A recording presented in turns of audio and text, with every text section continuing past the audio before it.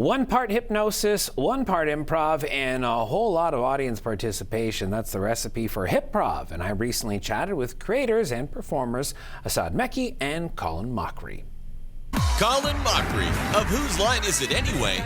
And master hypnotist Asad Mecci are starring in a hilarious new show, Hyprov, Improv Under Hypnosis. 20 people volunteered to be hypnotized. The most susceptible remain on stage to improvise with Colin while hypnotized. Colin, what the... Would you? Who called who to get this thing together?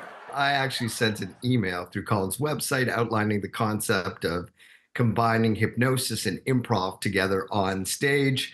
I sent it out, not thinking that I'll get a response. Jeff Andrews, Colin's longtime manager, got back in touch with me, and now is now. It has been an insane run. We have done 150 cities across North America, performed off-Broadway to critical acclaim, performed at the Harrah's Casino in Las Vegas, and now we're coming to Oakville. Right one to the other. It makes total sense going that route, though. And now we also know Colin does not answer his own email, which is expected. But Colin, you are a master improviser. Were you hesitant to add hypnosis into the equation here? Well, it was actually between Asad and a ventriloquist. And I thought maybe this has more legs.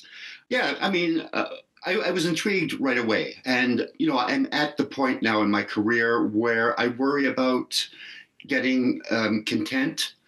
So I thought this will take me outside of my comfort zone, working with people I don't know who are hypnotized, and let's see where it goes. And it's just been an incredible ride. Now, I'm sure people are very anxious to jump up on stage. I mean, we do use people in regular improv shows, but how do you determine who can be hypnotized in order to bring them up? Truly, Jason, they rush the stage. When I'm trying to discern who's a good subject and who's not, I'm looking for physiological feedback. So I'm looking for changes in rate, location of respiration. So breathing changes, skin color changes, skin tonus changes, lacrimation of the eyes. So the eyes start to tear up, vasodilation. So the capillaries in the eyes become engorged. So if I see these trance indicators, then I'll keep them on stage. And if I don't, I'll ask them to leave the stage area. Now, Colin, once they're there, you then have control of the stage. You're guiding them as scene partners, but dealing with untrained performers, how do you ensure that they're progressing the scene and giving you the so-called, yes and you need to push the scene along?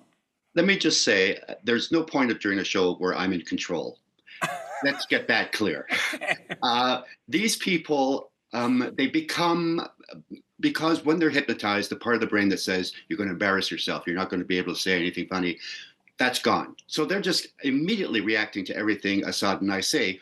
And that's what you want in an improviser. They sort of become perfect improvisers. They're giving lots of things. The only problem is they're not working towards the end of a scene. All they have is this moment in time. So they just keep adding things. And it's up to me to sort of try to figure out how do we get to some sort of conclusion.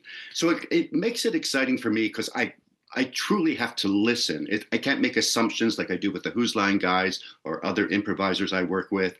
I really have to focus on them, take every bit of information they're giving me and then try to work with it. So Asad, I'm curious, post-hypnosis, post-show, do people remember everything they've done or is it just segments? Like, what do people retain? Not only when they come out of the hypnosis do they remember everything, but that they feel great. So I give them positive suggestions and I remove all the suggestions around the entertainment. This one woman, she had crippling social anxiety. She came up on stage. She said, I don't know why I wanted to join the performance, but I wanted to give it a shot. And she was the star of the show. It's all about unlocking the comedic genius of these people. She said she was more relaxed than she's ever been, and she was the most comfortable she's ever been in public. It was incredible feedback after the show. Colin, have you ever seen this been a gateway drug to have people jump in and try improv afterwards? Have you ever heard that feedback? Yes, and I try to nip that in the bud. Do we need more improvisers? No, we don't. We're fine with who we have. I think it's great because I'm always pushing improv as a life skill. It's a great skill to have, not only if you're going to go into the business, but it's nice to be able to walk into situations without any prejudgment, to be able to actually listen to people and accept ideas and see where it goes. So yeah, if we spread a little more improv, that would be great. Colin and Asad will be in Oakville on January 30th for Hyprov. Guys, thanks for doing this. Best of luck with the show. Thanks so much for having us.